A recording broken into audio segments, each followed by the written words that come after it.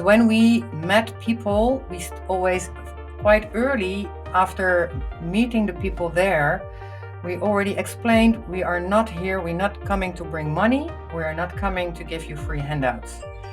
Because we also learned from people there who were working, just the local people who were already were working there like for decades to try to build things. They say free handouts really kill development.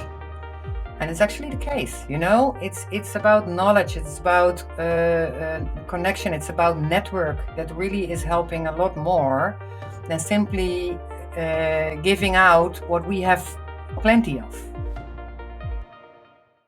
In today's podcast, let me try that. In today's podcast, I'm talking to Dorine Velhuyzen. Now, Dorina's had a very interesting career. She started off by traveling around the world and discovering some communities in Africa specifically that needed help. She's created foundations and charities over the years to help those people in need. And today, she's leading the charge for babies and expectant mothers in the Netherlands in healthcare. I think Dorine has some interesting insights around leadership.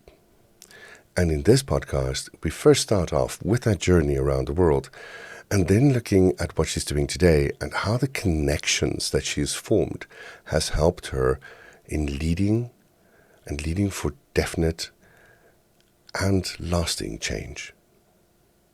Welcome to the podcast, Dorine. It's so wonderful to have you today. Okay, thank you so much. I'm honored that you invited me. Well, you've done some amazing stuff. I mean, we were sitting in the car the other day, going to a reunion, and you talked about stuff that you did in Africa in charities. Yeah, that's true. Yeah. I just wanted to tell us a little bit more about what did you do there? Because it sounded fascinating. Okay, thank you. Yeah, that's okay. Well, what happened, I was when I was 30, I traveled through the southern part of Africa. And through like South Africa, Namibia, Zambia, Malawi, Botswana, Zimbabwe. And it was an amazing time I had then. I learned so much of the people, about culture, about the history there, etc., etc. I really thought, okay, this was it was also sort of a humbling journey for me to be there. So just meeting the people there, meeting the people in the Kalahari, the sun, it was really sort of, it felt like, it's not like coming home, because that's bullshit, right? Just, I'm from Holland, I'm a Dutch girl, so it's not like that. But let's say I learned a lot about myself and about how people lived there, and it was really great. I also saw so many ambition in people, that they wanted to take initiative and to improve their circumstances. And especially in Zambia and Malawi, I met a lot of people. I went to several projects there. And I spoke to many people who really, had ideas, but not the access to network or to knowledge how to do that. And I thought, well, maybe we can do something about that. Simply facilitate what people need to come forward there. And I was working in consulting. I had a consultancy job then, my own company. I was working as an independent woman at the time. And so I was all the time in the industrial business, et cetera, et cetera. I like working like 60, 70 hours a week. And I thought, okay, I have to do a little bit about that as well. So I started to work a little bit less. And I thought, okay, the spare time that I have, let's see what we can do. So I started a foundation. I think it was like in 2001. It's called the Source Connection. And because that's maybe also a reflection of how my experience felt for me, that I made a connection to a source somewhere. Maybe it sounds a little bit vague, but that was, it's really what it was. And this name really reflects several things, because we started to work with people in first in Botswana, later in Zambia, and we tried several things. We started with importing products that people made there to the Netherlands, etc., etc. That didn't work out really, because we found out that we really needed people in Botswana to help us with that. And we went through so many difficult stuff to do that. So we actually ended that. Give us an example. Give me an example. I mean, these stories are always interesting. Give me an example of what you run into and how did you solve it? Well, one of the things was simply in the communities in Botswana, there were people who really they made beautiful, beautiful products there that were really, we thought, okay, there is a market for this in the Netherlands. But what happened is that if people make products there and they are coming from a village, and there is one person who can make very beautiful products, and we started a distribution channel from there to the Netherlands for that. There starts there is a chain reaction there, because there is one person in a community earning money. It's not for the person, it's for everybody else. So because you cannot have it for yourself, you have to share it with everybody. That's simply, it's a different world than what we are used to here. So and that caused problems there that we couldn't manage from abroad. It's something that you have to reckon with, and it's one of the examples that I was talking to you about in the car as well already. That if you don't understand the world of the people that you want to support or to do something for them, etc., then you're going to do things that are not really helpful. So, and this was one example. Yeah. I think that the example you're giving me there is close to my heart because I grew up about 60 kilometers on the South African side of Gabba Road. So Botswana and the Setswanas are very close to my heart. It's Okay. it's one of my favorite sayings in any language is "Kinakiela buchakuhuiti," which means I'm thankful for knowing you. Yeah. And I Wow. think it's just such a beautiful way of saying Yeah. I'm glad to have met you. Yes. And so, but anyway, so Botswana, I mean, it's a very interesting country. Yeah. Yes, that sense of community is really, really strong. Mm. Um, and then what happened? I mean, you started this connection. Yeah. Well, there was, we left the project in Botswana. There was another organization that was working there with people who lived there, and we were close in contact with them, and we said, okay, you take it from here. We leave it behind because it's not what we can do. We were working from the Netherlands with a group of volunteers. We didn't have the people right then to send over to be in Botswana for a longer period. But then we had some contact with people in Zambia, and to cut a long story short, we ended up in the southwestern part of Zambia with some communities there. And we started at first with tourist projects. And it was really nice because I was traveling through the southern part of Africa, and it was quite hard to really be in contact with the people who live there because you are one of the tourists. So you are most of the time traveling with other tourists, or had contact with the management of the hotels I was visiting, or only talking to the guides, but not really meeting the people. So what we started up there, and it was really nice to do. We worked with several lodges. They started to do some marketing for the projects we were supporting, and we found some people in some villages who were willing to really simply receive visitors. To have them over for a day or even for several days. So they would build a special hut as a guest house for tourists who simply, they go to Lusaka and to Livingston, actually, in Zambia, and they could choose, to go rafting or to go bungee jumping or go to the Victoria Falls, but also then they could visit Simonga village, and it was completely new. But it was really nice to see which people were interested to go there and and it was like Livingston is a touristic place, with a lot of tourists, a lot of lodges in Zambia. But then they could go with a jeep, and it's only 15 kilometers away. But then spending the night in a village, living with spending a few nights there with the people, it was quite something. No electricity, only with the local people. So it was a whole new experience for people, and it really actually this worked, I think, for maybe 5-6 years in a very successful way. It was really nice to do that.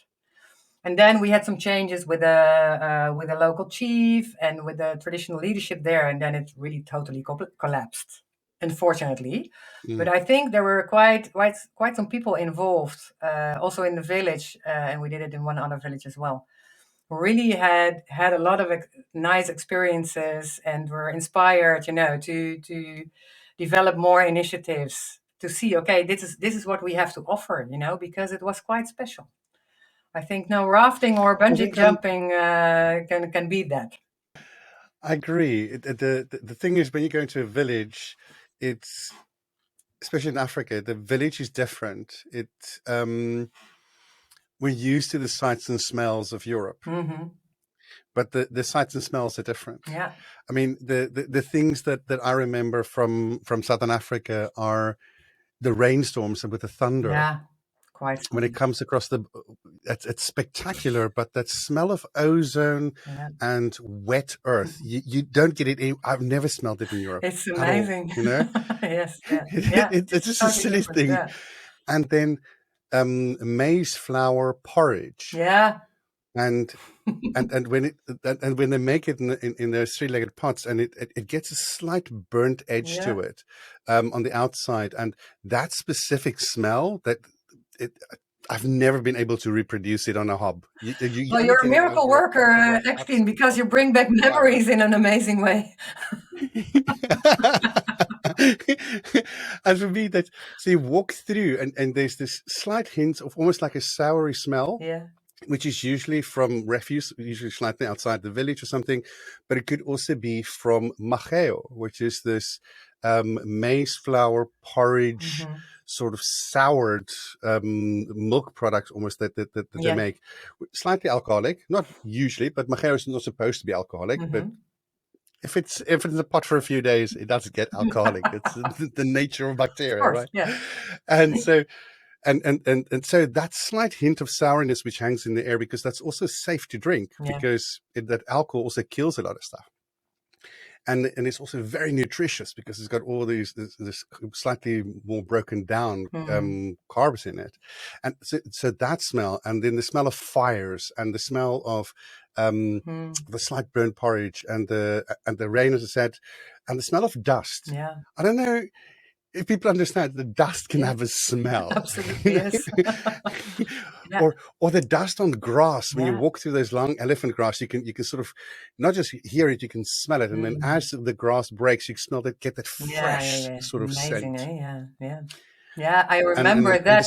smell of hippo poo. Yeah, yeah, exactly. Yes, I actually, I recognize the smell of that the breaking of the, this of the smell of the grass, and but also of the bushes. When animals go through it. I had once, and I just think about it right now. I had in Zambia, in the eastern part of Zambia, a terrible experience when I found myself. It was a lodge with simply just scattered around some huts where you could stay, but it was made of sort of bamboo, not bamboo, but it was like sort of almost three see-through walls. It was made of very small cabin, and I was on my own at the time, and I spent the night there, and I got surrounded by elephants. I really woke up in the middle of the night, and the moon was shining through these walls, and suddenly it became totally dark, and there was a whole group of elephants just around me. And actually, I saw one of the wolves. I just saw really moving because one of the elephants was just passing by, and it was like, I think there was like 10 centimeters between me and the elephant, right? Just this thin wall between us. And I really just simply froze, right? Because they're not aggressive, but I thought, okay, they just can make a mistake, right? And it's enough. So I was totally scared at the time. And it took like, I think it took like almost an hour before they left. So it was one of the most scariest hours in my my experience, I must say. But they ate everything around, all the bushes, everything around this hut that was growing there. The next morning, it was all gone. It was only it was It was all just disappeared. But the sound and the smell of what happened then, I always will remember that. I never will forget. It's quite I think amazing. it's an interesting thing. The one thing people tend to forget is that it's perception. Yeah, So when an animal looks at a structure, even a tent, I know. they don't imagine that it is not a solid object. And so that's one of the things that I talk to my uncle about a lot. When you have these tourists that go there and they eat a hamburger or something like that in a tent when it's surrounded by lions, and you go like, what you're doing is you're breaking the illusion, man. Exactly. Just don't. That's No. why I didn't want to make a noise, And I was really, I smoked in the past. I was addicted to nicotine. It's gone. It's a long, long time ago. But I really wanted. I know your pain. I know your pain. Yeah. I really wanted to smoke a cigarette. I thought, okay, I can't do that. No sound, no movement, nothing that can smell. But okay, it ended all well, of course. But it really, your story really reminded me of the smell and the sound that was there then. Yeah, it was, of course, an amazing experience at the same time. True. Yeah, It's but the thing is, we've mentioned a few things that I think is interesting. It's one, the cultural differences. yeah, How we perceive things. If you come from Europe, I mean, I grew up in South Africa, close to Gaborone, so for me, it is slightly different. I grew up with hunting and things like that, so different kettle of fish altogether. And then coming to Europe, and then for me, the cultural shock was that people are not as much of a community, especially in the Netherlands. People are not as absolutely. connected. And so on the one hand, the Tswanas are maybe a bit more extreme, all right? They're lovely people there. I absolutely, of all the South African tribes, the Tswanas, or the Tswanas from Botswana and from the Yeah, northern part of South Africa, they're my favorite tribe. And so they have the sense of community, yeah, of doing things together. And absolutely. then you come to Europe and you don't see that. And so your charity being called Connected also reminds me of the perception with animals, so it's of our connection to the world around us, but the perception of the one animal of the other animal, our perception of them and theirs of ours. And it's also true for us in leadership roles. You talk about the chieftains that you were, the traditional leaders that you were having, let's say, conflict with or a disagreement with. It's also a perception. And my gut feeling says, and you can correct me if I'm wrong, that it was about, here is the rich person coming from overseas, and how can we get more? Yeah, well, Sometimes that's the kind of thing sometimes that that happens. happened. Actually, not in this example, but we had it in the eastern part of Zambia. We really had trouble. There had been a senior chief there, a lady, and she was amazing. Everybody loved her. She did an amazing job in her leadership role, actually. But she died quite young, and her nephew took over. And he was an alcoholic.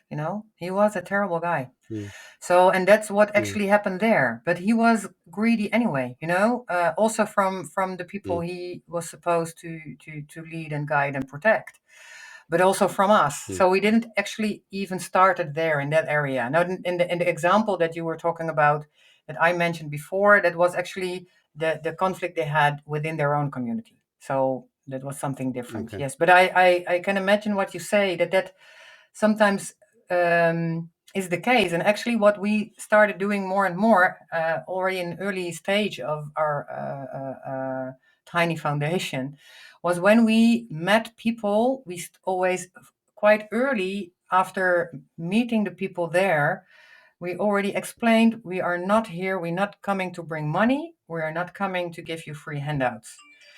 Because we also learned from people there who were working simply, just the local people who were already were working there like for decades to try to build things. They say free handouts really kill development. And it's actually the case. It's about knowledge, it's about connection, it's about network that really is helping a lot more than simply giving out what we have plenty of. And it's actually not really what Mm, kind of gift is that anyway. You really have to make connection with the people and then see what's really going to help them forward, also when you're not involved anymore. and it's a challenge because it's the long way. People who pay money to foundations, to charity, are not used to that. They want to see they want to see results, right? They want to see water pots. I know you call it. Nee, the Wells. wells. They want to see the wells. They want to see lavatories that you build. And there are many areas that you don't want to build lavatories because it's the worst idea ever. They need long drops. Simply a Hmm. deep hole in the ground. It's a lot more. It's a lot better hygiene than when you build like our things. That we are used to. Just to give a simple example. And it was a good filter because a lot of people were not interested anymore in what we came to do.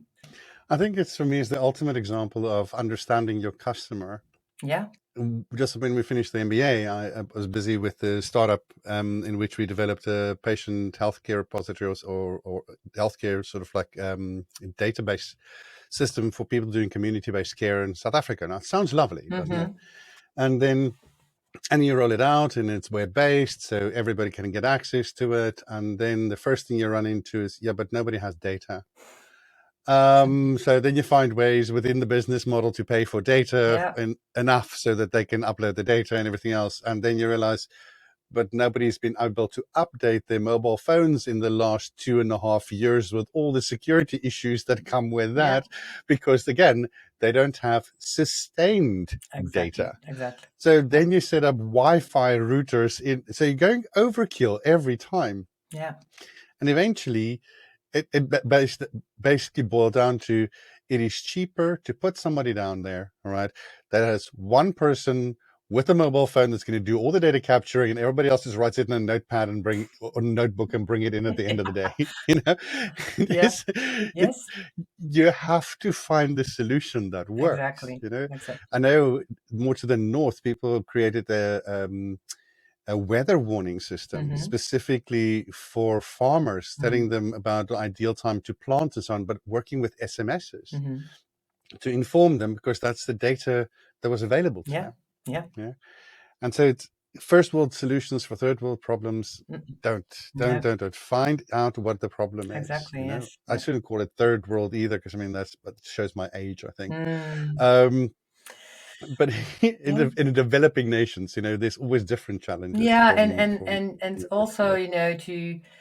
to recognize, that it's not about our ideas. You know, Mm, there is enough mm. creativity and initiative and intelligence there. It's simply that because we are in a privileged situation, that we have all the circumstances that when we have an idea we can do something with it. And there, that's a lot more difficult. And I think what we can do is simply try to facilitate and so what I say, access to networks, to the right people or to the right knowledge, but not our ideas and our solutions and we come here and help you forward. It's a very arrogant way to do it. And we saw really some, you know, sometimes very terrible examples of well-intended initiatives, right? And it's not people helping people forward at all. So and I actually when You I talked about, started, sorry. yeah, sorry, no, you talked about one about women that were making It clothing was that you thought actually was not quite what a. I experienced myself. It was when I started my traveling when I prepared my journey.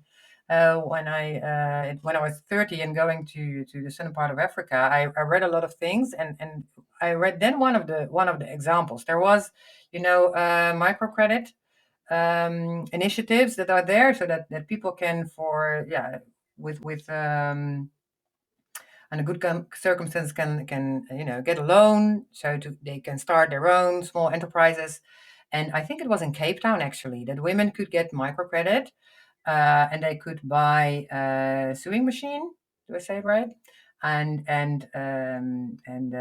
fabric, so they can make clothes for themselves that they can sell on the market.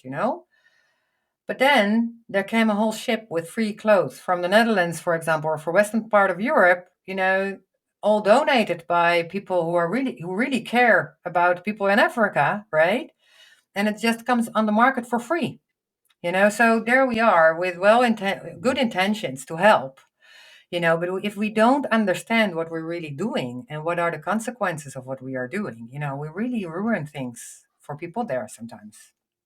But it seems like you learned quite a lot in that. How did that help you when you came back to the Netherlands? How did it, or when you refocused on your efforts in the Netherlands, how did that change the way that you led or you engaged with people? Well, I think mostly it was a lot of confirmation of what actually I learned from my dad, right? That I'm not more or less than anybody in the world, right? And that I can have a lot of things in my head. I have a lot of things in my head, crazy ideas, and all connections I make, and there is a lot of creativity, I think, for problem solving, etc., etc., etc. But thinking that my ideas are better than anybody else's, or that my knowledge is more than anybody else's, it's stupid, to think that, to assume that. So always, question yourself, question the other, asking. Research really to the bottom, what's really going on there, what is really your problem, what is it that you really want, and not just take anything for granted. And I think that the projects we did in Zambia and before that a little bit in Botswana, really showed me, the creativity that other people have, and they're more difficult, a lot more difficult circumstances than mine. What I said, it's humbling, humbling experiences, the journey and also the project. So when then back in the Netherlands, and after a few years, a lot of things changed in my working environment. Before I had, after all the time I worked in logistics and in the industrial environment, I started working in healthcare. I did that for several years, working in training and organizing all sorts of congresses and conferences, etc. And then, I shifted towards what I'm doing right now. It's a whole different ball game. And sometimes, maybe some people will be offended by it, but I sometimes say, it's like working in development work, right? It's developing. Mm-hmm. It's developing our way of working in healthcare and our way of dealing with all the digital data that we have and the exchange of data and all the concerns we have with privacy, security, and the free flow of data that we want, actually, and we want the control of our own data, and not that whoever is going to abuse our data. And it's really an whole area that we don't know yet how to deal with it, actually. I was once on a European conference about that in Tallinn, and one of the speakers there, he said, to a room full of people from all many European countries, from the governments, from companies, all kind of people working in this area. He said, we're all in this shit together. It's not about how to deal with all this in the future. It's happening right now, and we actually don't know. And that's and we're in the middle of it still. So we're trying to find our way, and it's a developing country, the Netherlands, when it comes to digital data in healthcare. So and I approach it a little bit in the same time, really to understand the people who need this in their day-to-day life for now and also in the future. What is really their problem? What's really helping them forward? And they have to say it. We can't make it up for them. I think it's an interesting point you bring up there. I mean, you're working now in healthcare and data management and patient dossiers and patient information and making sure those tie-ins really work. Yeah. And then looking at the front end, what do you need? Yeah. What does the doctor need? What does the nurse need? What does the patient need? Exactly. I think one of the things that brought that home for me is I recently did a speech in the UK specifically about data, my data, Mm-hmm. and how that works for me with healthcare. And about my story with hemochromatosis, which is a genetic condition that's much more prevalent in South Africa because we have a smaller white population there. There happened a lot of inbreeding, didn't have much of a choice. Yeah. If there's 1,000 people 300 years ago and there's a lot more now and they all married each other, at some point you're going to get some genetic aberrations, and I'm one of those products, Okay. So, so hemochromatosis is something where you store more iron and you absorb more iron. And so my speech is about the real Iron Man because I've got too much of it in my body. But how do you diagnose that's who you are. Okay, now I get it. Yeah. I don't look like Robert Downey No, Jr. I'm not that cute, I get but the point. yeah, the iron's the inside. Yeah.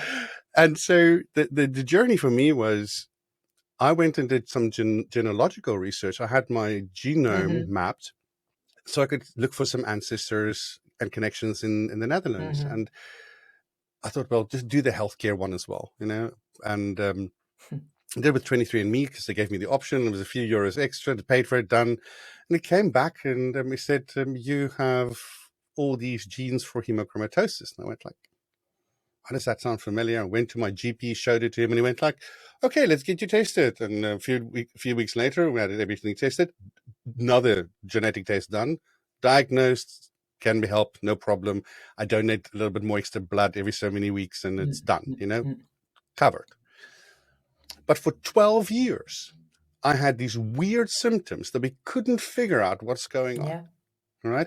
And it damaged my brain, my memory fog. When we were doing the MBA, I had ADHD symptoms. I couldn't concentrate. I had to read something 4 or 5 times before I could get it to land. It was ridiculous, And a simple test, a simple bit of information like that made the world of difference for a treatment that also doesn't really cost much. Exactly, yeah. And so that kind of information, that kind of testing our availability in the first line healthcare setting and having that data available, for instance, genetic data, or having data available that can help us from wristwatches and from constant measurement of temperature. It's not about that the temperature measurement has to be 100% accurate.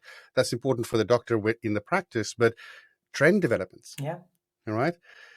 That tells us if something is going wrong. It's about this trend analysis, not about the spot metering we tend to do. It's more data for more moments. Yes, exactly. Yeah. But how do you store that? Where do you store that? How do you keep it secure? What do you do with it? Exactly. Yeah. And so what are you doing in that, and how are you helping to change the perspectives around that? Well, what you're talking about is, of course, the things that we want to achieve. It's way more possible. As well for, in the future, we want that there is more possible when it comes to AI, also in healthcare, to do stuff like this. And also with big data from many, many people, but also to do this, to be able to do research actually for one person. That's actually what you were talking about. So we have a lot of, I think there is a lot of vision already for how it can work in the future. But actually what we are doing right now is really way more basic than what you were talking about. Because we have to make sure that the fundamental issues are being solved first.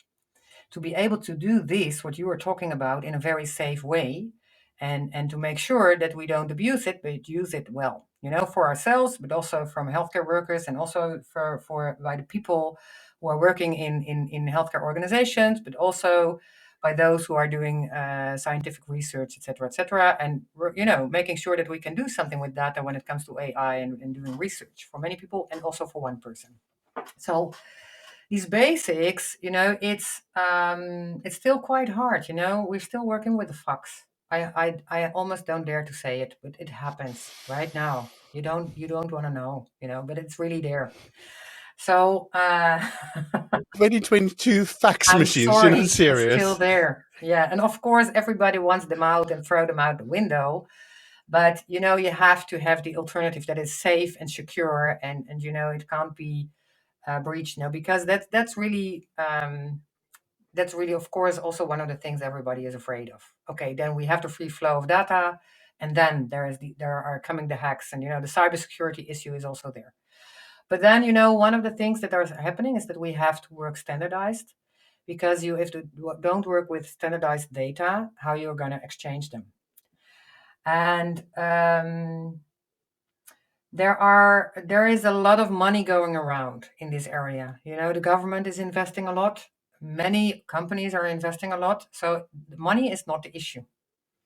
What is the issue is that when it comes to standardization, you can imagine if I have a standard and we say we have to work with all the same standard, that which standard I want to promote, right? And say, okay, we don't have a problem if everybody works with this standard. So and I don't have a standard, but there are many standards out there. So that's an issue. So you can imagine that, especially in the Netherlands, where the healthcare sector is so fragmented, with many, many organizations, with many software applications, with many institutions that are working in this field, everybody knows best, of course. And there are a lot of interests, of course, because everybody understands that if I do have the key to data, my future is a very bright one. And Mm-hmm. these are some of the topics that we are working in this field to make sure that we find ways that it will be sustainable for the future, and that the control over data is with the citizens, not at the government, not with the commercial companies, the huge software houses, etc., etc. Not with some institution, but that me as an individual citizen, I really have control over what's happening with the data that is about me. And that's a huge challenge. But I see what gives me some hope is that that I meet so many people in politics, in people who are working now at the structures and how this is going to work, who are busy with the laws about this, legislation, etc., etc.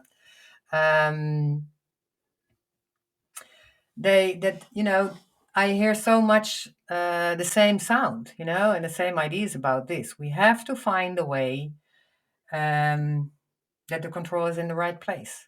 So, and how we do it, yeah, that's a long story. I can talk for hours about that. So I'll try to get a little bit the highlights. Do, yes. What do you think are the most important things we need to get done? No, well, one of the things is that, I told you I worked for many years, decades in the industrial environment, right? Logistics, also in IT, logistics and IT in retail companies, but also in high tech companies with shipyards, very different kind of environments. And also when I was working as a consultant for my, independently, me and some people around me, we supported companies in selecting software. It was not only about what we did actually was make sure that companies just don't only look, okay, what is the right technological solution, but also, okay, what is the right partner to work with? Because you need an equal partnership between me as a company who is the customer, and have a contract with a software supplier, that we are on the same level, so that if I want to have things changed or developed, that if I work then with a company that is 200 times the size of my own, I get nowhere. And also when I'm a huge company myself and I work with a, very good software application, but it's it's a very small company, with 1, 2 people in there, it's not sustainable. It's not safe. So creating good partnership between healthcare and the software industry, that is one of the things that we need to get done, because it's a weird market. What is not, sometimes there are some niche markets that there is not enough money for some software suppliers, but in mainstream is mostly there is more than enough money there. And technologically speaking, healthcare knows nothing.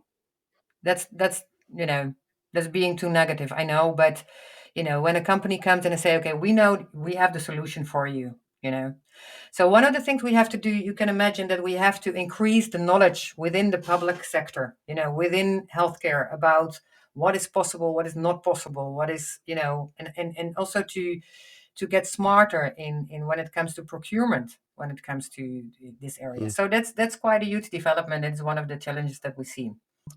One thing that I don't know if you know Franske Keuter, by somebody I met at the club, and she's specifically in digital transformation in healthcare. It might be interesting to hook you up with her. Yeah. But she mentioned the other day that I sort of had a post out on LinkedIn that I talked about the top 100 non-executive board members in the Netherlands, and looked at top 100 women as well. So I looked at analysis of everything from racial diversity to education and things like that, just to get a feel, for what kind of people are there. And what struck me is in the top 100 men and women, the men and women are almost 50-50, women slightly running behind, but there are only 2 people with any experience in anything technical. Yeah. All the others are business or law degrees or finance degrees. And so Franske made the comment, and I agree with her. I think that we need people that understand digital transformation. Yeah, absolutely. Yeah. And we need to make sure that knowledge is really anchored in there. I participated in a think tank a few years ago around specifically the healthcare system, and getting the data points together. And we were just talking wildly what's the planning for the next 10 years and so on, doing all these little workshops. But in there, I saw that the majority of the people were at least 10, 20 years my senior. They did not grow up with anything technical. I'm lucky. I grew up with programming. I started programming when I was 16. I mean, so I've had a long IT career on top of everything else. So for me, it's easier, but a lot of people my age don't have that experience either. So then, but you're having a discussion about a transformation of something that you have no idea even where to start thinking about it. And yet you're not giving yourself the opportunity to dream.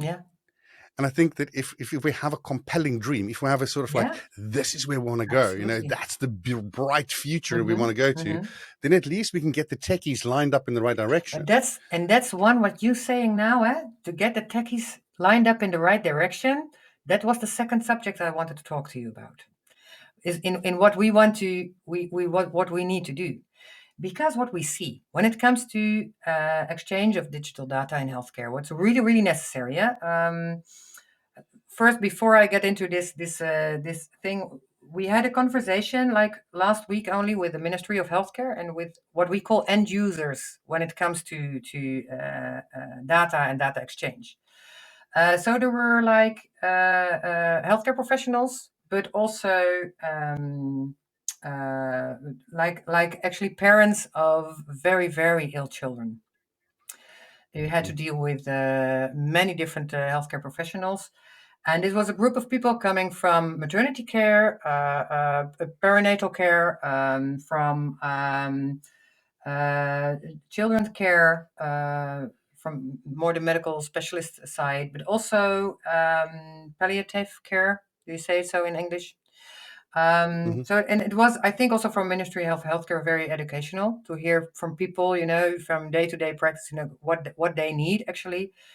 And one mother of a very ill child, chronically ill, she said, I'd have to deal with 30 different kind of healthcare professionals, and it cost me 2.5 days every week to make sure that everybody has the right information.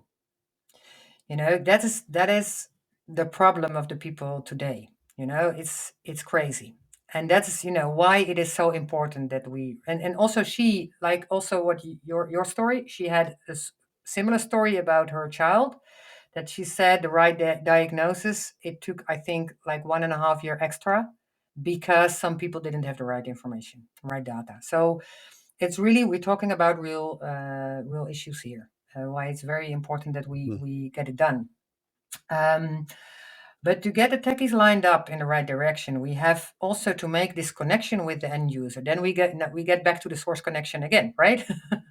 I know and actually the program that we work to has the word connect in it again. It's called Baby Connect because we work with gynecologists and obstetricians, etc., midwives and maternity care, healthcare workers.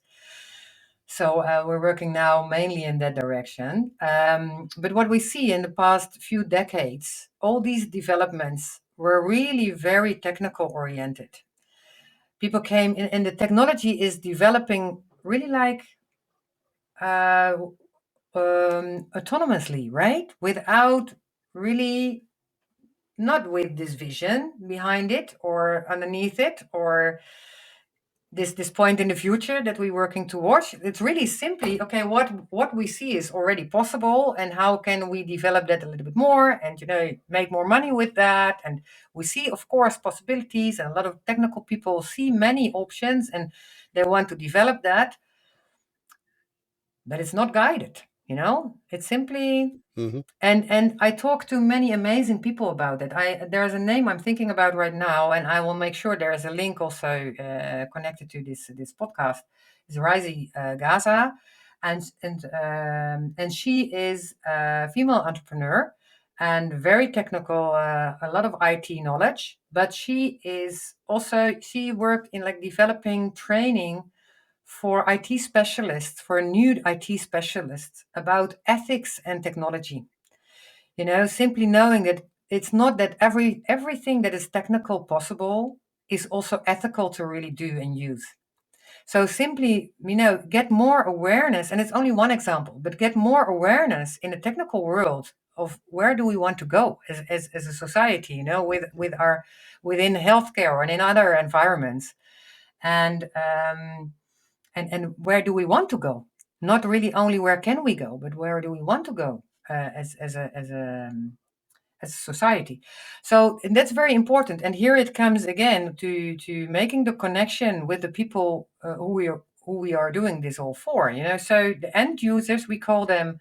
And we also recognize different categories of end users of data. We recognize a hierarchy in here in this, and we say on top, the number one are the patients or clients, the citizens. We need the data, right? If I have to go to, and I also have a chronic disease, so I have to deal already since I was 13 with many, many different types of healthcare professionals, organizations, etc., etc. A lot of different kind of data. I need my own data, to manage my health. Anyway, so that is the top one category of end users. Then the second one are the individual health professionals, not the organizations, not the companies, not policymakers or whatsoever, but really the people are working day to day behind their computer when in their room is a patient or a client, and they are busy like at least 50% of their time looking into the computer, not having all the data that they need, and busy with registration. Also, sometimes data they don't use, but they have to register for some research reason, maybe, they want to work in a different way. And we can there and now I'm still talking about the basics, because I also see the possibilities on way higher levels, of course. Why does everybody has to register and type everything in while they're talking of, speaking out the same information? There are different, you can imagine the possibilities, of course. But we have to talk with those people, what they really need, how can they do their work better, and what is improving the healthcare that they are providing. And then there's the third group, that are the healthcare organizations. They need data for the financial administration, for the workflow management, for capacity planning, for quality assurance. You can imagine all the the secondary use of data. And at the fourth group, there is the fourth category. That are the researchers, the data analysts, the data scientists. They also need the data for statistics and et cetera, et cetera. This hierarchy is very, very important because the first two groups are in the primary healthcare process. And what we found when we started researching is that, and we saw it in the industrial environment as well, that there are a lot of software applications. They start on a different area. They start in financial administration. And later on, they also, transform or try to repair, the software solution to also be sufficient to support the primary process, where the real value is added actually. So, and what we found, that we really need to make sure that first, for the primary healthcare process, the data exchange is in order before we want to use it for secondary use. Because everybody, as a reflex go into, we need data for statistics and for research and for et cetera, et cetera. Yeah, it's also all very important. But why do you need that? For the other end users that are on top of the list, right? The patient, the client, the healthcare professionals. They need it in their day-to-day life. You don't do it for, I hope, that you do research only for the benefit of the researcher. So there is, and that's quite a transformation, I can tell you, because a lot of the data that's already there, or information standards, and that has been developed in the past, was really driven by institutions that they need, like statistics for the Eurostat data, right? And because it's also a legal obligation to hand over this data. Yeah.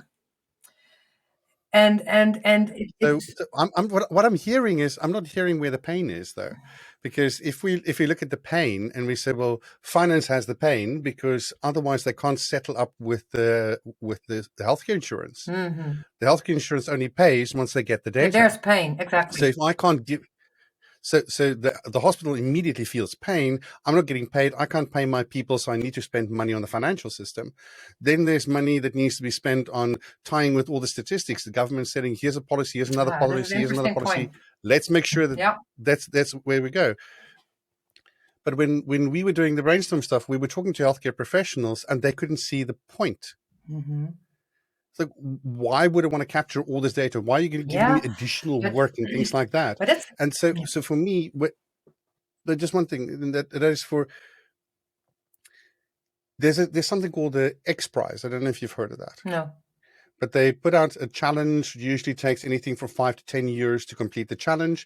And the challenge they put out, I think it was in around about 2010. I need to double check the dates, but they put out a challenge for a tricorder. Mm-hmm. Now, you know what tricorder is in Star Trek, right? Mm-hmm. It's this thing, you scan a person's body and you go like, this is your illness. Exactly, yeah. And they said they wanted the device developed like that, $10 million for the person that can do it.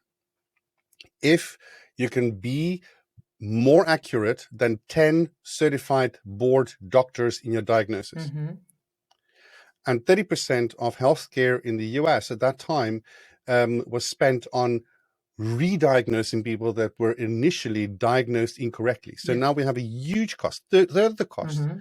If we can just, and that's something we can take away relatively easily, by getting better diagnosis the first time around. And all you need for that is data, which means the doctors, however, now have to agree that something else other than themselves is going to analyze the data and say, here is what I think is wrong with the patient. So what happens? The doctor says, no, my job is going to be a problem. So I'm not going to do that. Yeah. And so I'm wondering, to what extent are you guys looking now at how these different interests and pain points are actually driving the decision making? Because if we create the pain point in the right point, you absolutely got a point. But I think to discover that and to move forward from the current situation, because it's interesting how you say it, because if you look at it very closely, that what you're telling me is that people recognized this issue. And it was recognized by people probably not in the healthcare process itself, but people from outside of it, right? Because they were looking at data and at financial figures, et cetera, et cetera, et cetera. And that why? Because they have this data. And the healthcare professionals are not looking at this data day to day, right? So what we say is you have to start in the process itself, because if otherwise we're doing the same thing. We say, okay, we can do a better job than you. We do the same thing as what we were talking about first in Zambia, because I'm looking from a distance to farmers in Zambia, and we see them struggling, and we see, but we have all this knowledge, and we know it actually better than you do. And the question is sometimes, is it really true? Because also you have a diagnosis, but you also have the treatment, and you have the connection with your patients. They say always to have a correct diagnosis and to have a wise decision for how to treat a patient, you need three things. First of all, you need, not first of all, one of the things you need is the scientific knowledge, of the healthcare professional, or maybe all the data that's behind the healthcare professional. That's one of the things. But the second thing you need is the experience of the healthcare professional. Because you can have a diagnosis from data, but there's more than data. There's also, simply the connection between two people, because it's not, many times when it comes to the right diagnosis, and especially when there's more than one problem, there's more to it. There's also a psychological component, and there are also, there are other issues at stake as well. And also, one diagnosis doesn't say everything about the right treatment, because it's very personal. Because what's right for one person is not right for another. And then third of all, you need the wisdom of the patient, her or himself, because they bring in their whole life and their whole life experience. And I know from experience that I am the best specialist when it comes to my health. And I'm sure I've seen it. I experienced it when it went wrong, and there are really also doctors that I have an example of someone I work with, and her child has an illness, and I don't know the English word for it. I'm sorry for that. But she comes to, and she lives with this already her whole life, and she knows the symptoms, and she knows everything about it. And she comes to new doctors, and they say every time again, it's not possible what you're telling me. And she has to prove it again, and comes with her data and with proof from another doctor. So you need all three components to do this in the right way.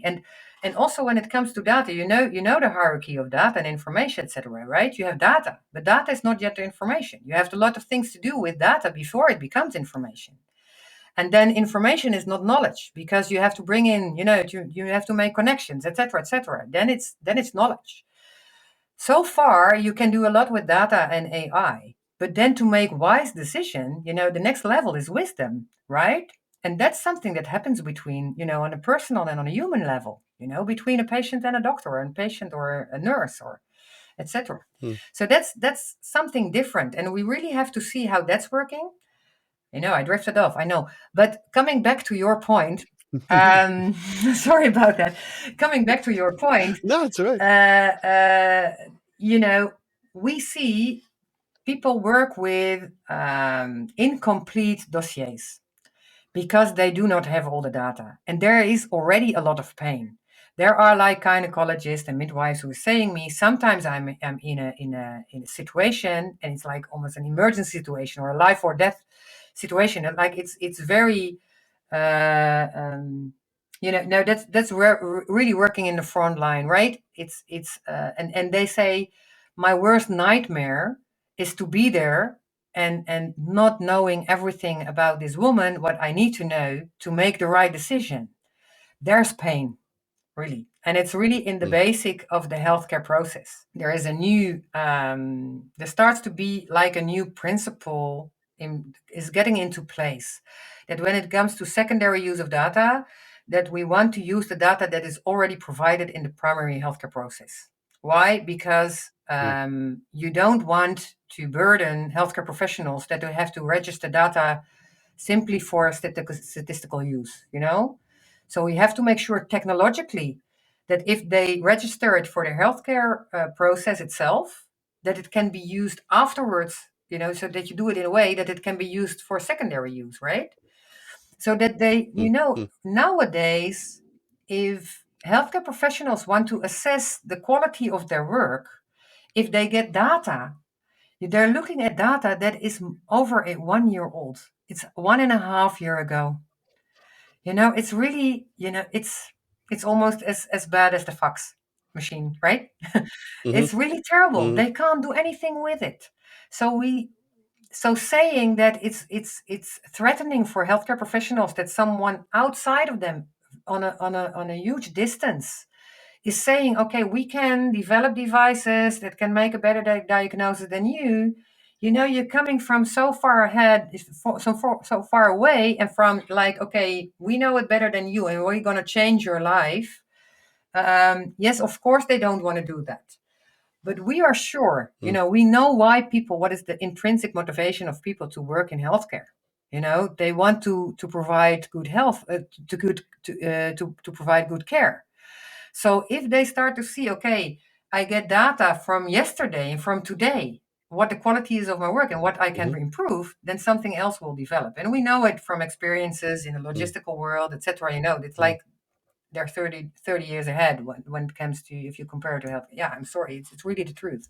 That's what I'm trying to get at is, well, on the one hand, you have technological developments. On the other side, you have problems with data management, which we'll talk about in a second. But the other side is you have people that need to use it. And if you do not get the people that's going to use it to talk to the techies, so to speak, so that you bridge that gap, which is, I think, what your whole argument for so far has been, bridge that gap. But then the people that are going to use it need to be open to the idea that there are things that they cannot see or do not know, all right? And that the moment that they get exposed to that, they can go like, oh, but then I can do this and that and everything else. And then there's a vista that opens up, but you have to have that conversation. And as long as you see the other as a threat, they cannot get that cooperation going. I think Melnick said it best for me in service supply chain in the MBA. He said, I said, but you can automate that, is one of the arguments I threw at him. And he went like, a bad process that's automated just gets bad results quicker. So yeah. That's the whole thing. So it's about to start at the heart. And what you're telling me is absolutely true. You have to have this conversation, and that means time and money. So that's one of the things as a foundation, as the Foundation Care Codex, where I'm working in the foundation we started in 2017. It's one of the things that we do. Okay, make sure that these end users formally get a vote in this. So then you have to invest in these conversations, and and understanding that you don't know what you don't know, from both sides, from all sides Mm, actually. So that really to participate, to have these end users participate in this process, when it comes to the design, but also to the being connected, make the connection with them and the co-creation with them, also during the process of developing all sorts of solutions, but also then is all in the end, to we actually make it part of the new NEN norm about that is getting that's in place right now in the Netherlands. That end users really have a formal vote in this, right? It's new. It wasn't there. mm, The user were the software suppliers because they need information standards, right, to build into their systems. But the end users of the data, you have to involve them. But that means, especially for the first two groups, in many cases, like the client, patients, and the individual healthcare professionals, those are not the people who are paying the bill of the software suppliers. So you have to do something there. So that's why we have conversation with the government about this. Okay, make sure that also for the long term, it has to be something that is there indefinitely. That you invest in letting groups of end users participate and think with the technological environment. They call it the quadruple helix, right? We have the triple helix. That is most of the time in maybe the last century is really dictating how our practical day to life looks like. It's the government, it's the companies, and it's like uh, the experts, right? The science and et cetera, et cetera. The commercial environment and the experts. So those three are forming the triple helix. And it's time to make this transition to get to the quadruple helix.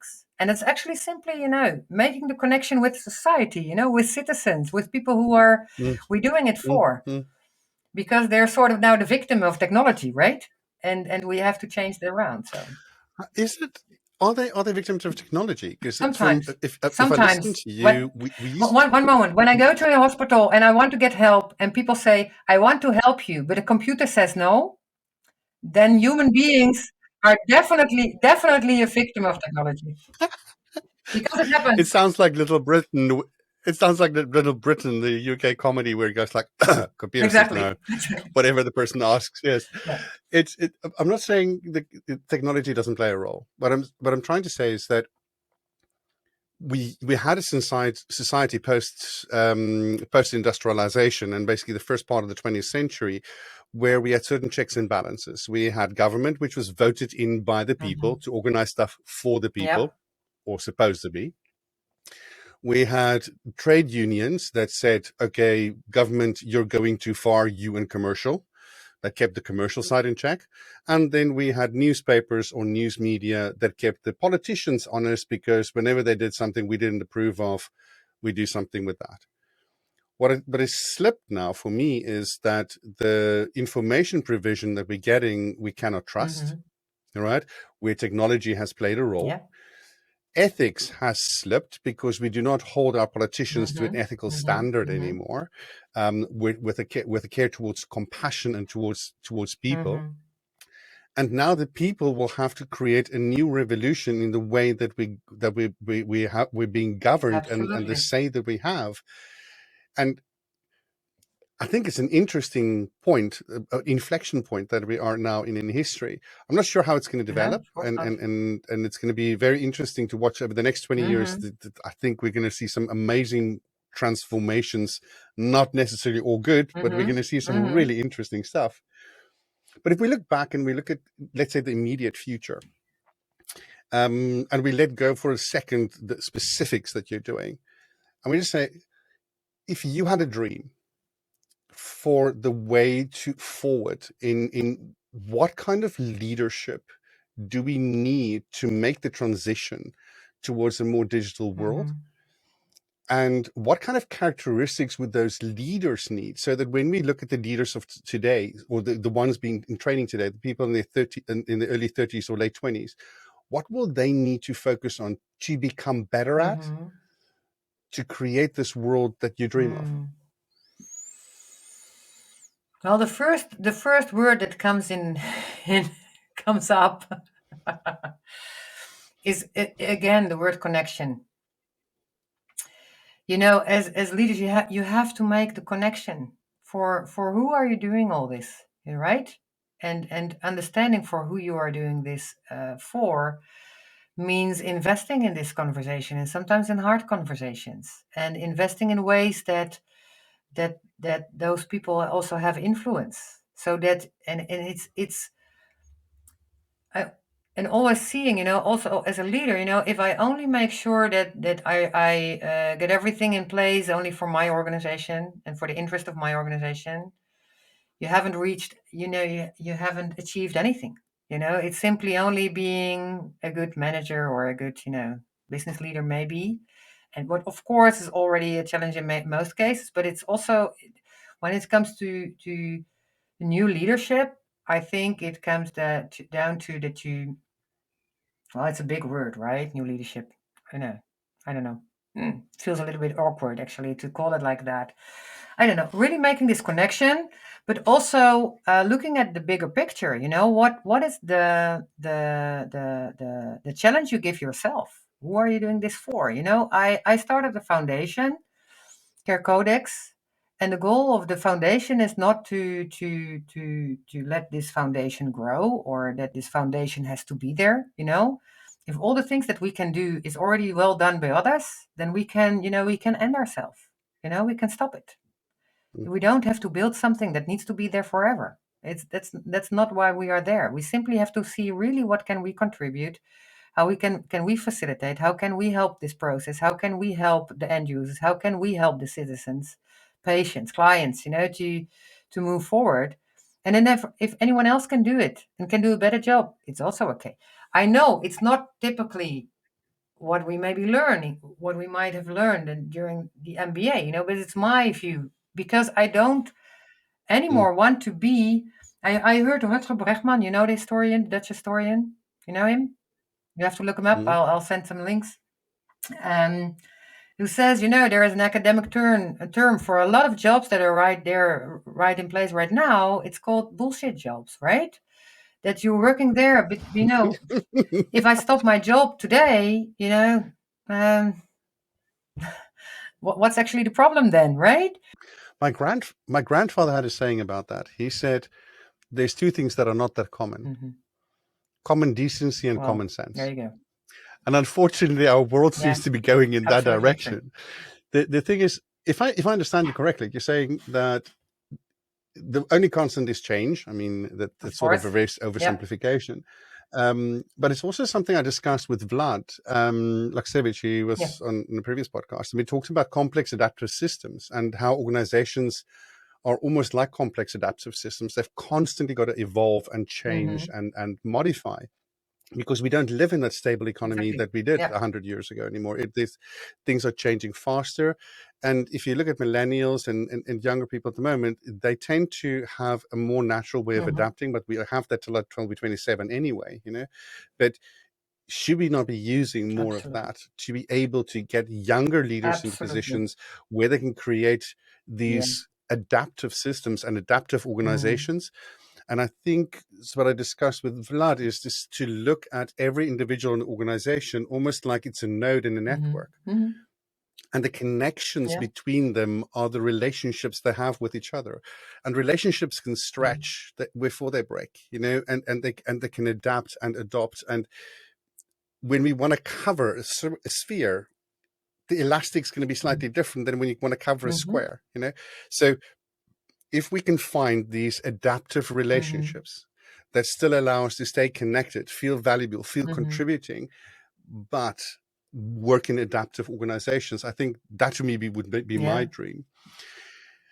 If we look then at another thing that's close to my heart at the moment, the Ukrainians coming in, the refugees, what do you think we can do as leaders in the Netherlands or around Europe, for that matter, to show how we can help or ask the right questions to get the help where it's needed? Well, that's actually the challenge, because first thing that I think is really, okay, how can I know, right?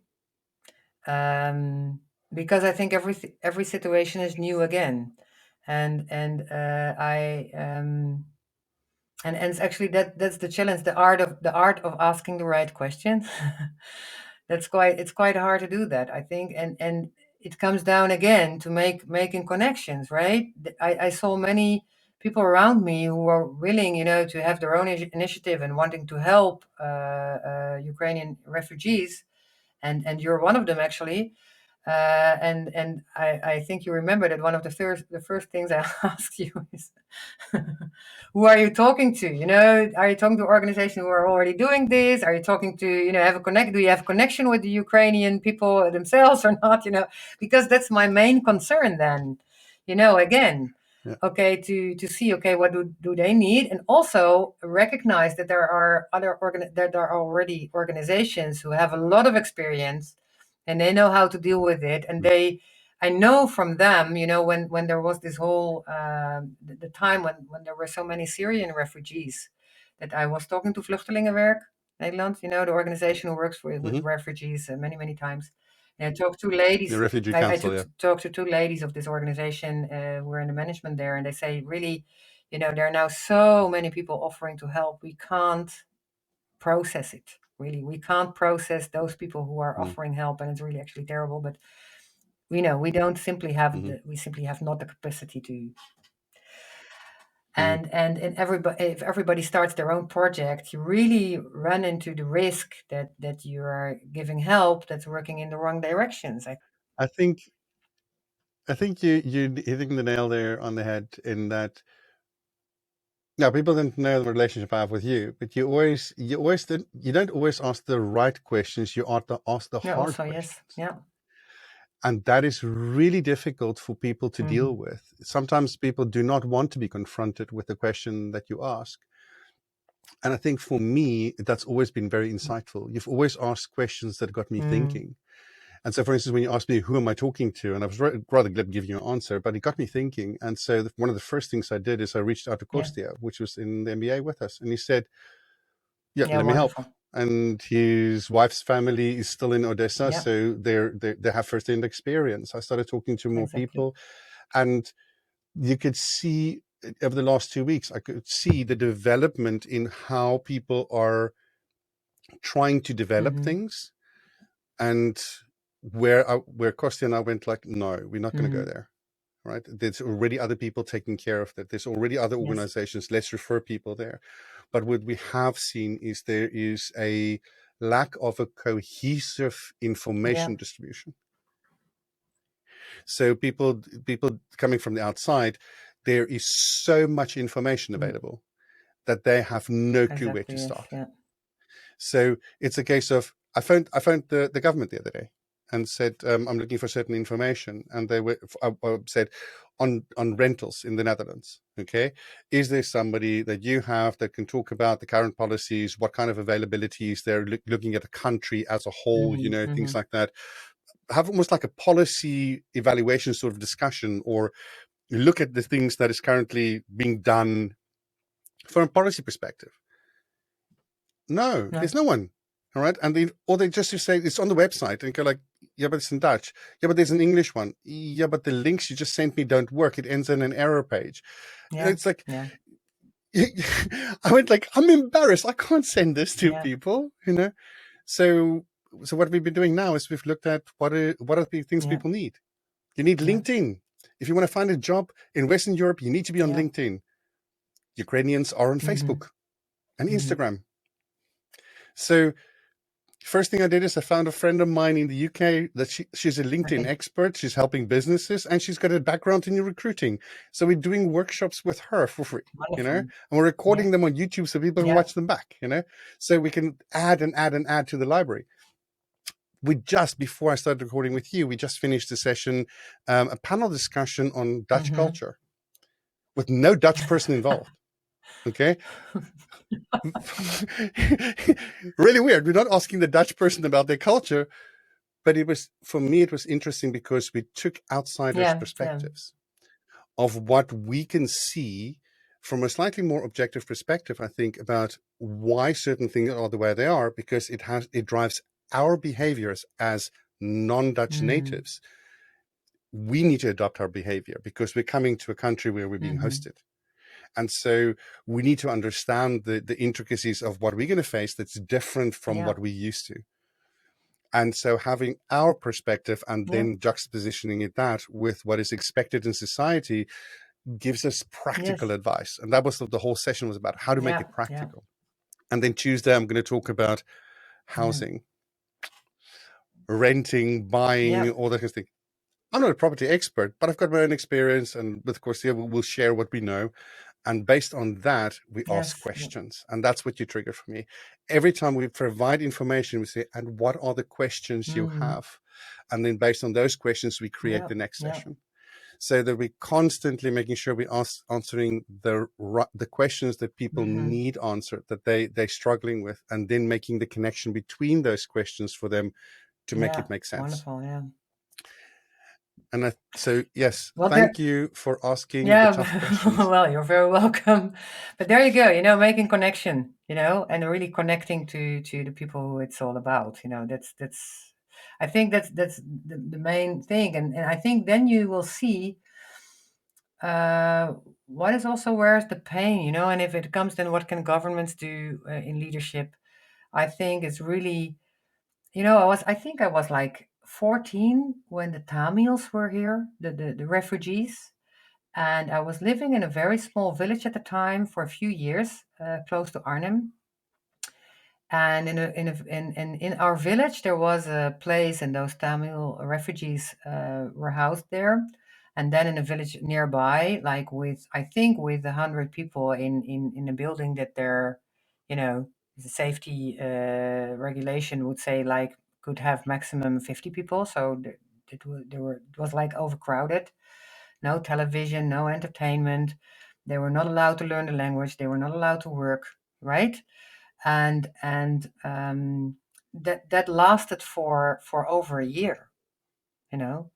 So and then we're not even talking, you know, of course, it can be a lot worse where people don't even have food or not a roof over their head or no heating or no clothing or, you know, I know there are even, but also, you know, in a country like the Netherlands to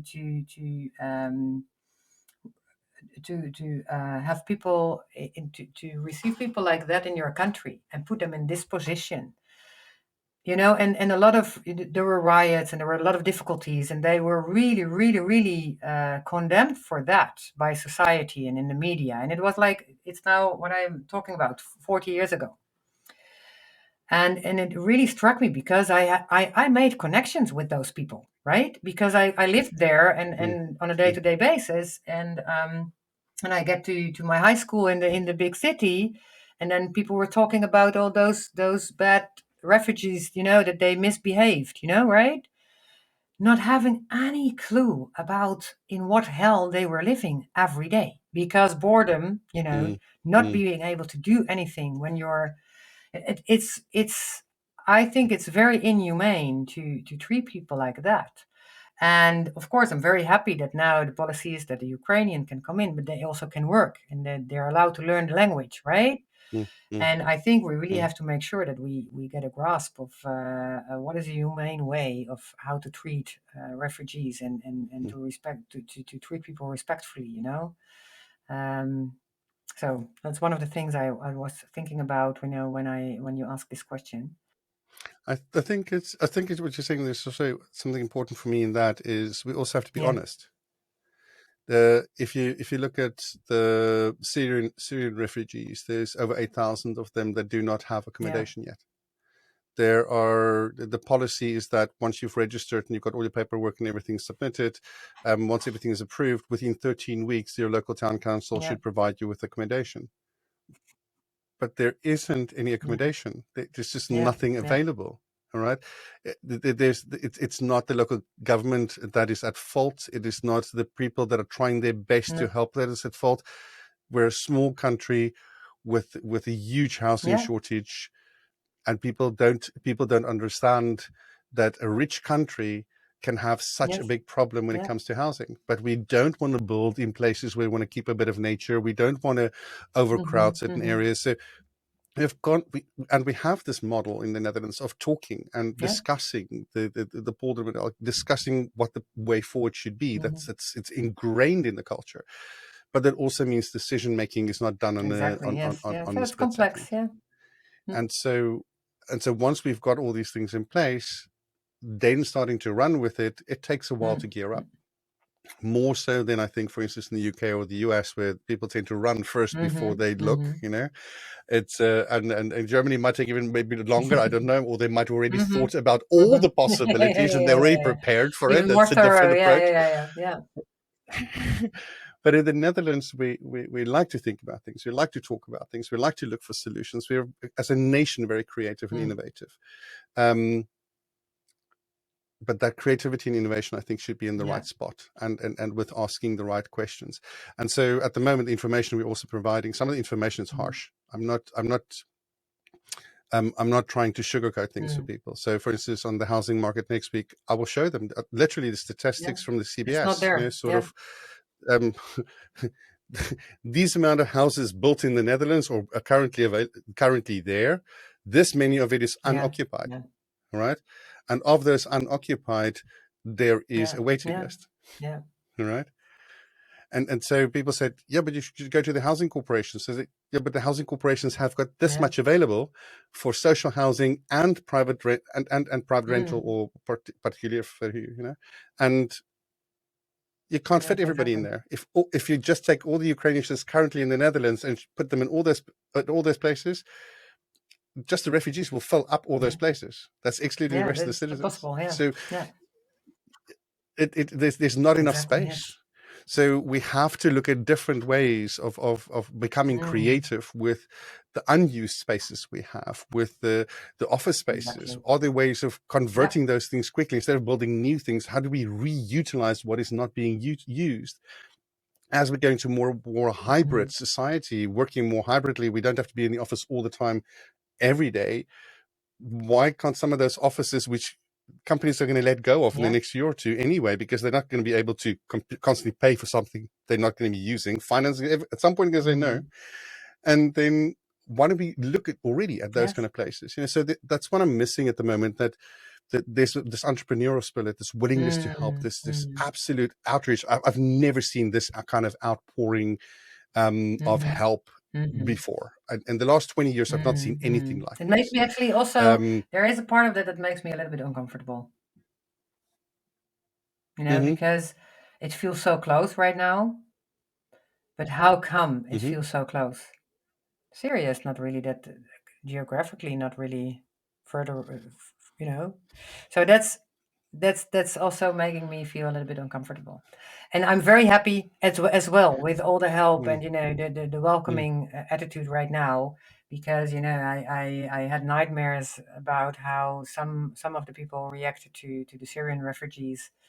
Sometimes it was horrifying, really. So I'm very happy with that. Let's be clear about that. But now you might understand, right? It's also making me a little bit uncomfortable. Why? Right? Because, and of course, it's also our bias, and it's also probably human nature to respond in a reflex like this. But at the same time, it makes me think. Yeah. I think one of the things that is currently my biggest concern in this, in the healthcare system as well, is we certify people to provide healthcare in Dutch because that is part of the policy. Okay, it's fine. All right. If you want to provide healthcare to Dutch people, you have to speak Dutch. So all the exams are in Dutch. You have to do all your exams in language 1 and then on your certification 2.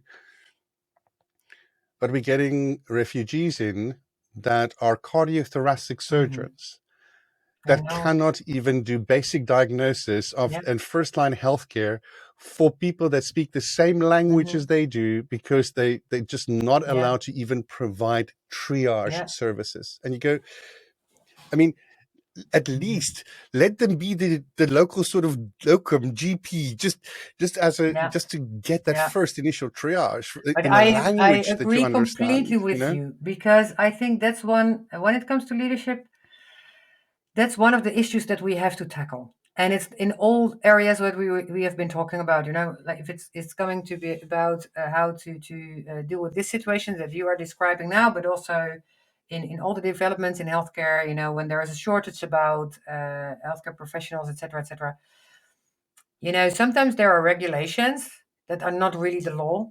We simply make them up. Because we did this polderen, we did this talking together and thinking about what is the right way to do it. So we make all kind of, protocol regulations and stuff like that are not really always applicable for every situation. And then we are very stern, really, and stubborn, right, in letting go of these regulations. And sometimes that's really necessary. And, actually, my sister is working in an environment in healthcare where she is, also sometimes paid by the government, sometimes by healthcare organizations, when it comes to patients who are really, falling between, how you call it, tussen de wal en schip, between the wheels, getting between the wheels, whatever, really in the problem. They can't go anywhere. They can't get treatment. They can't get housing. They can't go anywhere because it's a too complex case. There's a lot of complexity because they need all kind of different types of healthcare healthcare, and it's simply not, there is not an organization for, there's not a standard for that, etc., etc. So it's a complex healthcare situation. And she is actually finding this, that sometimes she gets hired, and then she has to solve emergency situations, and she has to go through all the rules and all the regulations. And she actually is sort of developing a method that says, okay, when I come to help, you have to accept this method, that we go through all the barriers and through all the regulations, first solve the problem, and then evaluate and see, okay, can this be a standard procedure, or do I have to repair something, etc., etc. And of course, a few things always have to be in place: the safety of the person, etc., etc. Right? Of course, you don't want to you don't want to damage anybody, to harm anybody. But and that's really what sometimes is necessary, also to find new ways. And actually, you described it already. It's sort of, and I was talking to her about it. Really, you have to sort of make a protocol of that you want to let go of the other protocols. Right? When do you do that? Because otherwise, it's not going to be accepted. But that's really a cultural thing, and it's got to be very hard, but it's really necessary in many, many places. But when did that change for us? I mean, when did the Netherlands become a legislate ethics country? Good question. Because we used to be ethical. I remember 2001 when I came here, it was about being a person, being an individual, not just having the right to be an individual, but allowing someone to be an individual and giving person to room, And in the healthcare system, we've become a legislate to, in essence, stop people from unethical behavior, yet there was no major unethical issues, And so for me, it is, and now we're saying, well, now we need to find someone that promises they will be ethical, and then we don't want to trust them because the rules don't allow for it, what you're explaining. And I'm going like, this is stupid. Doctors started with, we have ethics. That is where the whole Hippocratic Oath started from.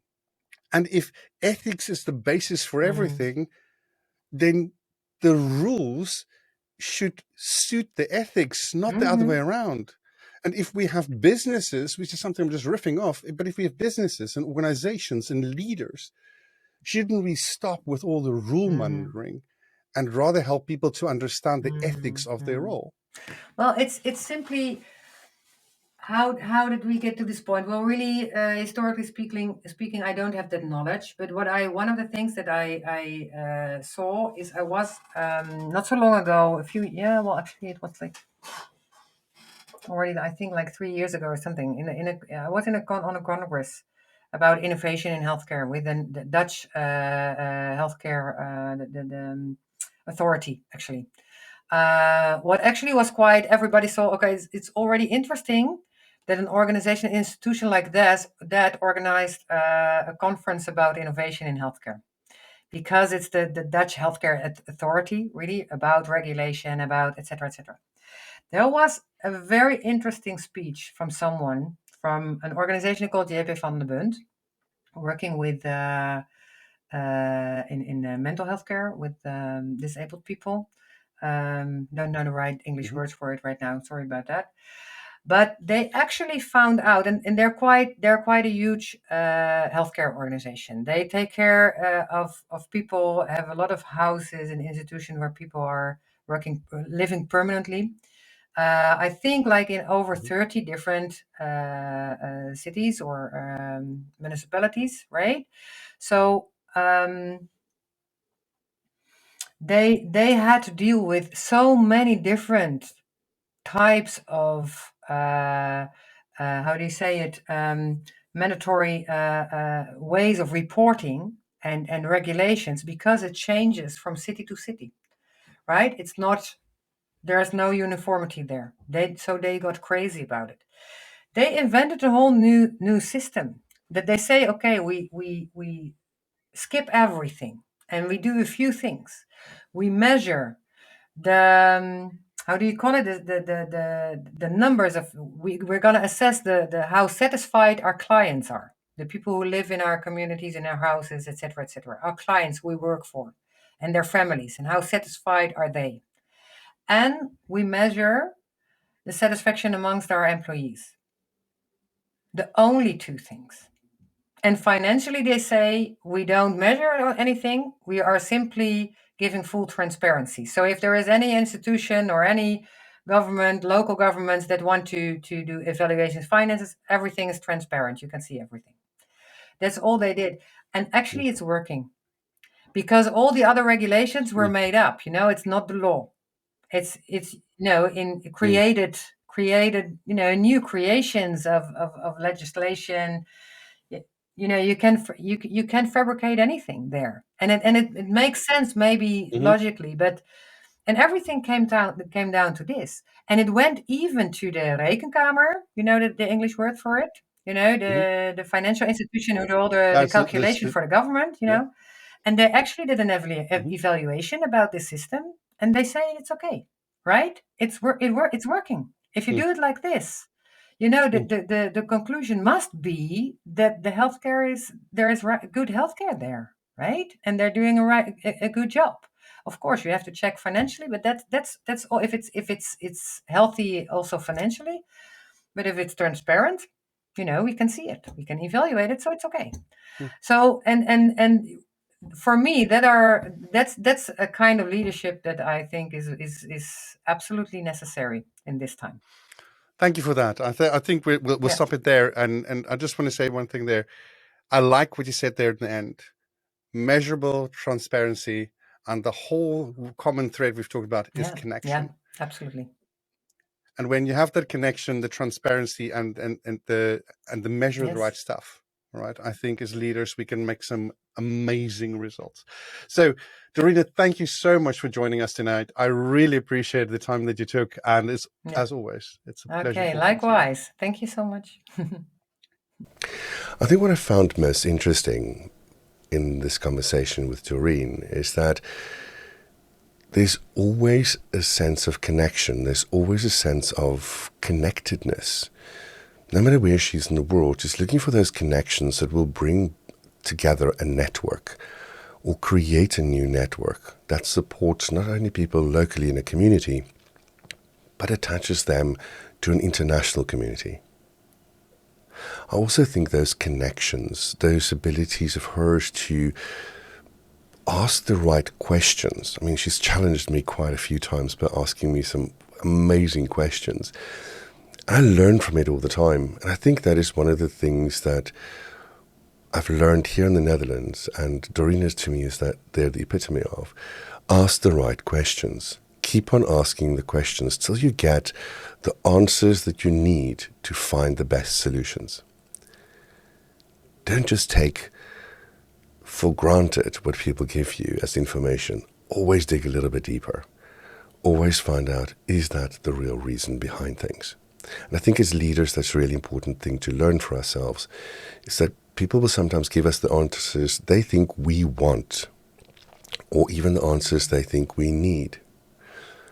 But very often we don't get the answers that help us make better decisions. So let's ask a few more what and a few more how questions, throw a few more open-ended ones at people, and see if we cannot find out what is both the content we're missing and maybe the emotional turmoil that goes beyond that. Now go out there, be exponential, and do something nice for someone else.